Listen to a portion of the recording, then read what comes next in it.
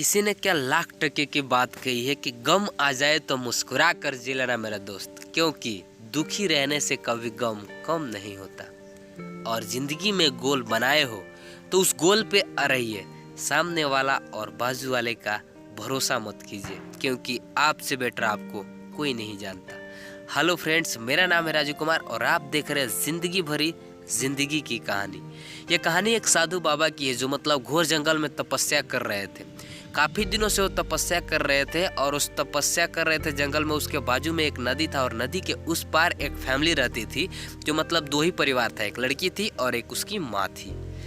और ये साधु बाबा के लिए डेली शाम सुबह वो फैमिली में से दूध लाया करती थी और ला के और साधु बाबा को देकर चली जाती थी वो लोग। साधु बाबा शाम सुबह दूध पी लेते थे और तपस्या कर रहे थे। तपस्या वो इस चीज़ का कर रहे थे ताकि मुझे पानी पे चलने का शक्ति प्राप्त हो सके।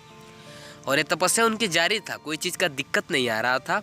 और वो जो फैमिली थी शाम सुबह इस बाबा को दूध ला कर दे रही थी। ऐसा ही सिलसिला चलता गया और साधु बाबा जो थे अपनी तपस्या में जारी रहते थे। इनको शक्ति प्राप्त करना था ताकि मुझे पानी पे चलने की शक्ति मिल सके।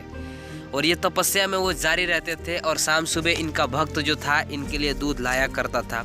एक दिन का बात है जो काफ़ी बारिश हो रहा था और लड़की तो शाम का समय था, अपनी दूध लेकर आई और लेकर आने से पहले उसकी लड़की की मम्मी ने बोला कि जाके आज बाबा से बोल देना कि अगर बाबा कल का दिन नदी का पानी ज़्यादा हो जाए बारिश का कारण तो कल आपके लिए हम दूध नहीं ला सकते हैं। लड़की ने बोला ठीक है मम्मी, मैं जाके साधु बाबा से बोल दूंगा। और ये लड़की आई और साधु बाबा से बोली कि बाबा जी आज शाम को रात को बारिश होने वाला है, अगर सुबह नदी का पानी बढ़ जाए तो शायद मैं कल आपके लिए दूध नहीं ला सकता हूँ।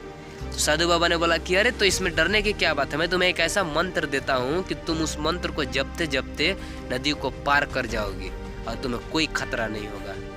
तो वो लड़की बोला ठीक है। साधु बाबा ने मंत्र दे दिया और लड़की ने मंत्र लेकर चली आई घर। रात में पूरी बारिश हुआ। पूरी बारिश होने के कारण नदी का पानी बढ़ गया।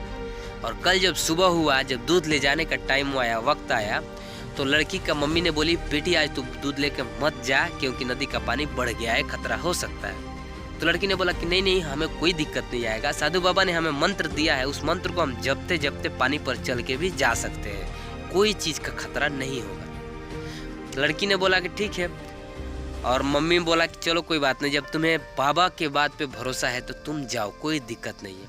मम्मी ने भी मना नहीं किया, दूध का बोतल दे दिया और लड़की दूध का बोतल पकड़ी और चल दी। और नदी में आई तो बाबा का मंत्र जपते जपते नदी को पार कर गई और पार करके साधु बाबा के पास आई और आके बोली बाबा जी ये दूध ले लीजिए, मैं आपका मंत्र जपते जपते पानी पर चल के आज चला आया।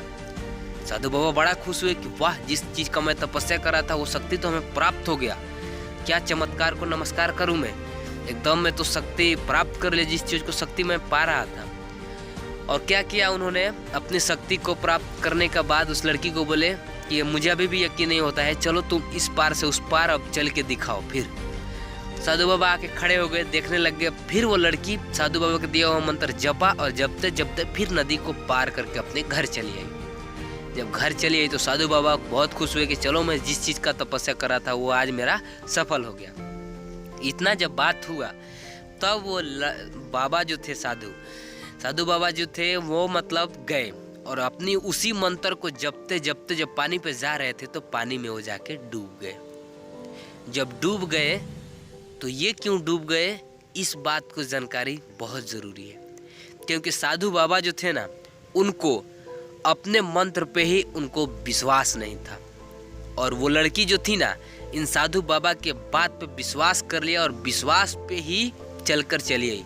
दोस्तों लाइफ में विश्वास एक ऐसी बड़ी कड़ी है जिसको मतलब अगर आप पकड़ लिए तो समझ जाइए कि वो कड़ी कैसे भी जोड़ के आगे निकल सकते हैं। दोस्तों दूसरों से ज़्यादा खुद पे भरोसा करना सीखिए और अपने भरोसे पे ही कुछ अच्छा किया जा सकता है।